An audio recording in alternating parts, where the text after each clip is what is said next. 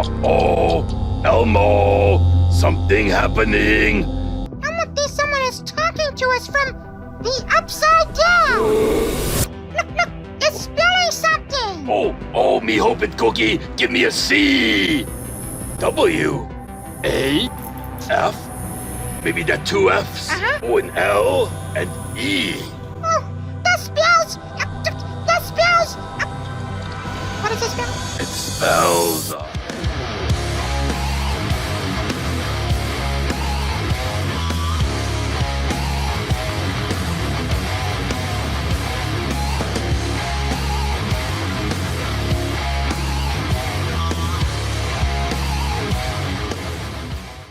Hello Waffle Maniacs and welcome back to the Waffle Shed for the first Waffling offering of 2026.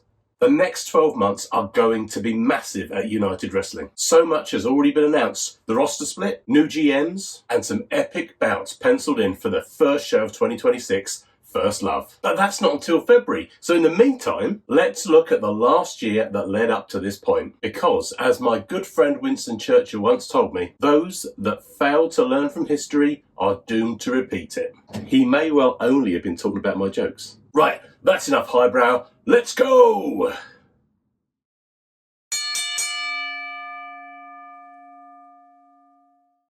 Heading into 2025, we were entering the second era of Artemis, which was somewhat longer than the first. Sorry, Artemis. The Wrestling Outsider 2024 Wrestler of the Year deservedly held the top prize, having wrested her title back from LA Taylor by defeating Taylor's proxy, the white-trousered weasel Max Jaggard, and thus joined Josh Folds as only the second two-time United Wrestling Champion. Elsewhere, challengers to the Phantomweight Championship had to step over the edge and defeat Josh Spicer, a feat that neither Ball nor Bollocks had been able to achieve. That latter Spicer victory had more than a little to do with the absolute champion, Hustle Malone, who was unpopularly playing the title role at the Double Barrel Brewery and trying to ruin Reading for everyone. A certain Chris Aries, former United Tag Team and Phantomweight Champion, held potentially the most valuable title of them all, the Future Proof, and the opportunity to cash in at any time for a shot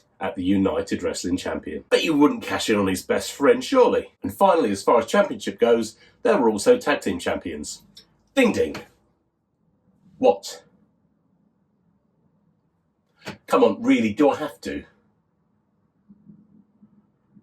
Right, the Killers, represented by Tony Kyle and Josh Holly, were tag champs, having barely beaten Scotty Rourke in a 2-on-1 bout for the belts. Would the gold stay in the clutch of this particular clutch of champions? Well, we're going to find out. But first, there's a great tournament to get stuck into.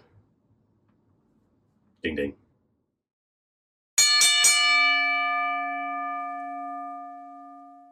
The Super Heavy-8 tournament, the Battle of the Big Men, began in 2024, pitting 9 competitors against one another in a series of 10-minute, time-limited knockout matches, with the winner to be crowned the inaugural Super Heavy-8 champion, with each competitor having to make weight at a minimum of 250 pounds. Every clash here was a colossal contest. Earlier rounds had seen Pillar Killer and David Soul superfan Jay Joshua defeat the ever-professional Bart O'Connor, whilst friend of the podcast Razor also advanced, having dethroned the King of Monsters Liam McCarthy. Another Liam, the Super Beast Liam Jones, was also in the draw, little knowing that he was going to be the target of the endless shenanigans that threatened to besmirch the entire tournament. In the opinion of many, Jones had already drawn the shortest straw, having been picked to face pre-tournament favourite Big Damo in his quarter-final. But that's just the luck of the draw, right?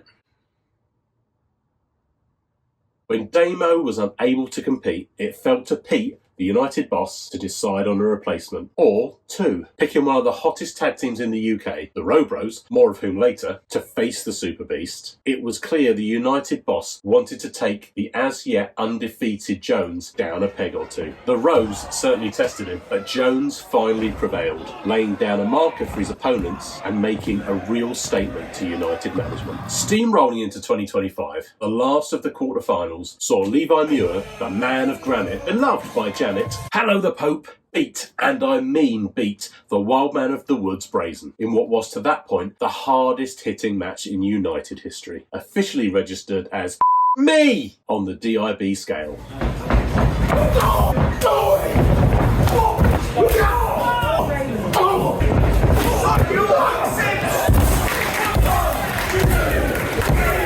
But something even more seismic was to occur in the resulting semi-finals. Having booked his place in the final following victory over tap favourite Razor, Liam Jones was winning plaudits and praise from all, with the exception of one man. A man who not only decided to give Jay Joshua a bye to the final of the tournament, but then announced that Jones would have to compete in Joshua's place, against Muir, to reclaim his berth in the Super Heavy-8 showpiece. And was it at this point that a certain Baker Baiter had a change of heart? Had I been wrong the whole time? Was Mike not actually the bad guy? Was it Pete's fault that there had never actually been justice for Nina, and that there'd now not be justice for the Super Beast either? Well, perhaps I needed to have more faith in the peak of evolution. In an earth-shattering, heavy-hitting, spine-busting, neck-breaking, jaw-dropping contest, Jones demolished Muir to win his third match of the tournament to line up a place in the final against Jay Joshua, who had been resting since his one tournament match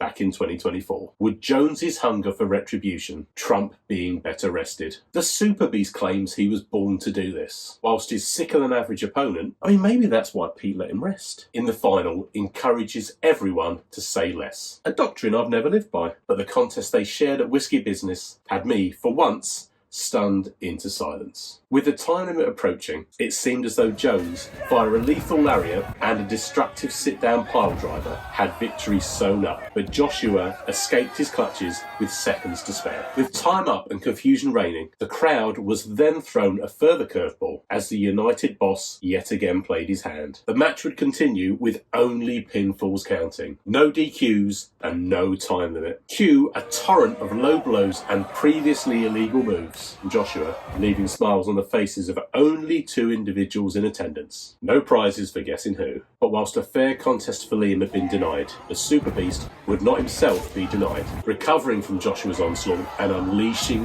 one of his own, taking a more than deserved victory. The crowd went absolutely insane, and after 8 long months, we finally had our Super Heavy-8 champion. 9 competitors, 7 epic matches, but really only the story of 2 men. One with victory and the other with a vendetta, and both with a story far from over.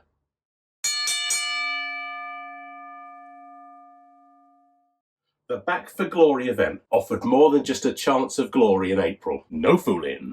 With the prize for the last competitor standing in the BFG Rumble being a contract at United Wrestling for the remainder of the year. With this on offer, it was no surprise that the card filled up quickly with faces old and new, each staking their claim to become a fixture at United in 2025. With this being the BFG Rumble, the Wrestling Outsider were back in the big effing giant, confirmed to compete in the shape of Liam McCarthy. Given his stature, it would likely take the other 29 competitors to dispose of him, right? I bloody love a rumble, and this one did not disappoint. McCarthy laid waste to everyone, as expected, being drawn as one of the 2 starters. As such, he had the honour of being the first, but by no means the last, to murder Chris Angel in the United ring. Following on, however, from what had to be the most spectacular and heavenly entrance of the contest. Amongst other debuts was that of Tyler Walker. My name is the Prince of Beckham, baby! It took him 12 minutes when his name was announced to actually get into the ring. And when he finally did, he got dumped straight back out again. Liam Mack again, of course. Danny Izzet had a far more eventful debut, flying, falling, and escaping elimination, before nearly knocking himself out of the Rumble. Look out for that projector, Danny! Before being sent packing by, you guessed it, McCarthy. Another debutant, Neurotoxin, took her turn at trying to unalive Angel. Close call that time. And great things like this happened too. One of my favourite bits for some reason. Oh, and there goes a falling Angel. Back in the ring, Kai Payne, the Firestarter, entered at number 19 and committed regicide by deposing the King of Monsters.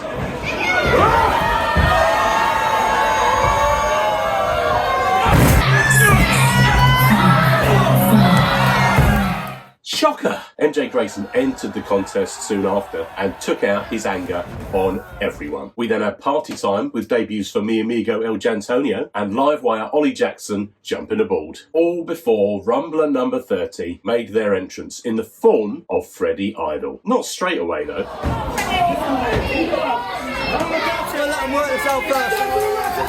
As we approached the end of the contest, Kai Payne was clearing house, with Grayson and others being sent on their way, leaving us with a final four. Neurotoxin and Ollie Jackson seemed to be intent on taking each other out. Bookmark that one. And when they were eliminated, we were down to the final two, the Firestarter, Kai Payne, and the Jaw Rocker, Freddie Idol. Surviving the closest call possible, KP dragged himself back to safety and then sent Idol flying. But there was no crowd surfing for the unpopular frontman as he hit the floor and was eliminated. And so we had our winner, and the contract was presented by Deputy Mike. But who in the hell drafted it? The same person as I got to draft this one, as it happens.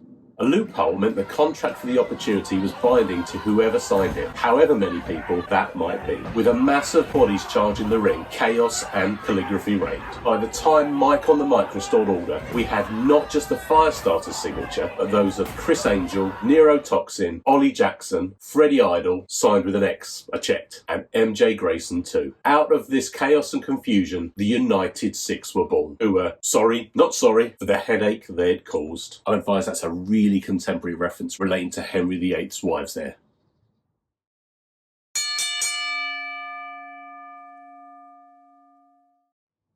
Now, it didn't take long for the sextet, not a rude word, to put their contracted opportunity to good use. Kai Payne, in my eyes the true contract winner, was granted a singles match against his longtime nemesis Liam McCarthy, who he spectacularly defeated again, whilst the remainder of the six blew the Phantomweight Open Challenge wide open.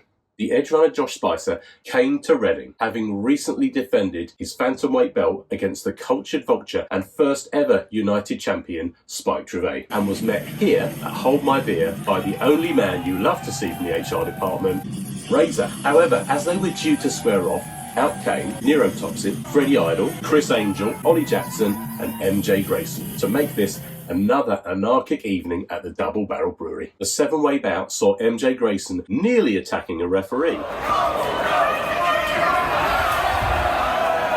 Note taken. One of the most confusing submission circles in history that Razor wanted no part of, and a surprise victory for Freddie Idol.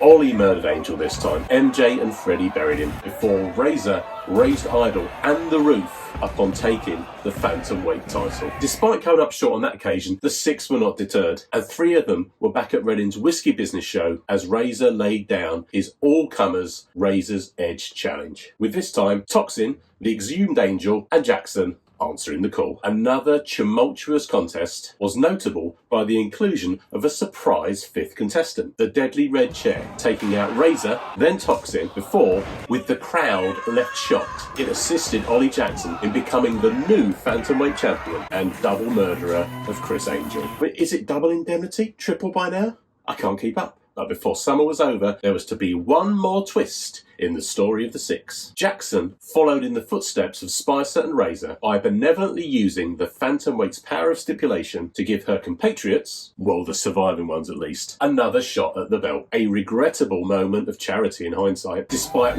whipping up the crowd and soaring like an eagle, it ended badly for OJ, with MJ toppling all three of his opponents and singling out Jackson to seal the win and yet another Phantomweight title change. Now, the icon of sin was as good as his name. No open challenges or invitationals for Grayson. Oh no. Greedily using his new title's power, he set his sights on further gold. On his terms, as he enviously looked upon someone else's title. But that, and what the remainder of the six did next, is a story for another day.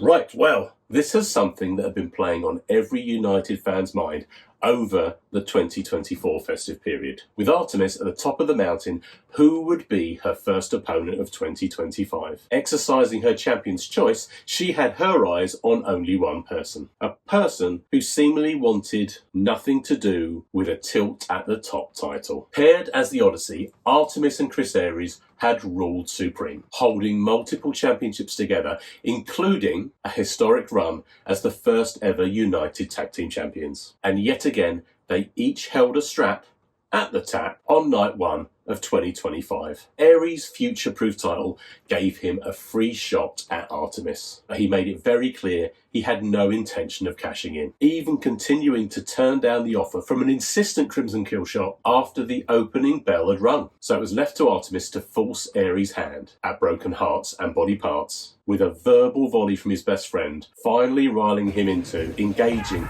and eventually winning the belt that he so richly deserved. Tearful victory celebrations, however, were soon cut short by the actions of first the Killers and then the biggest snake at United Wrestling, Aluna. Initially looking like she was backing up the Pillars, she blindsided them with a chair from behind, setting out her serpentine stall for 2025. She'll be back when she can be bothered, of course. We used to think you were the best, but now you're worse than Simon Quest, but better than me. Ooh, you a Luna. You used to be our champ. Now you're a fart in a spacesuit or a hair in my suit. Ooh, you a Luna. Despite this setback in celebrations, Aries was determined, calling out the best in the UK to prove to all, including himself, that the faith shown in him by Artemis was not misplaced. First up was Brendan White, but despite contesting an epic, Bronco couldn't buck the trend of Aries' victories. Standing tall as the United Champion, the Legion King declared that the age of Aries was upon us, and laid down the future-proof title that he still held for others to contest. What followed next was a historic and brutal trilogy of matches against Harrison Bennett, each contest being more violent than the last. A double DQ in their first face-off led to a newly shorn Aries agreeing to a Falls Count Anywhere rematch. But unlike Samson, a diminished mane did not mean a weakened man. Aries fighting back from being put through a table, hit with kendo sticks, choked with a chain, and smashed with a bottle before stepping up to retain his now undisputed title. And after one last tilt at the belt, this time taking Aries to his very limit, Bennett succumbed yet again. Not just to defeat, but also to an acceptance and respect of the Legion King, something that a visibly exhausted Aries reciprocated over a beer. Finally believing Aries had one last item on his list to tick off. If those 3 matches have taught me anything, is that maybe I really am unbreakable. Last September, I was broken by Mark Haskins. It is the only man who has beaten me in singles competition, and I've doubted myself ever since. I've shown I can survive Harrison Bennett. So in September, 12 months on, it's redemption time. Mark Haskins. Scrapping on title matches. You want the best. You've got him. What could possibly go wrong?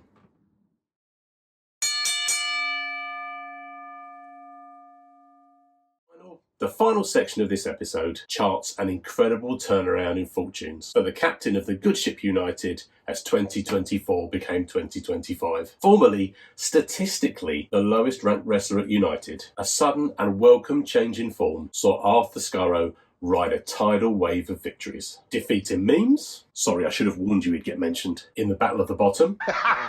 Simon Quest in his last match at United. As well as the Pink Princess Harley Hudson and Shane Hook, the Plundertaker then set sail to perhaps his biggest challenge yet. At Back for Glory, through 3 stages of piracy, not only was our captain's status at stake, but also the keys to a very tempting chest. With Steve Valentino, the people's captain, who are these people, weighing anchor in Oxford, not sure how that works, and looking to steal the booty.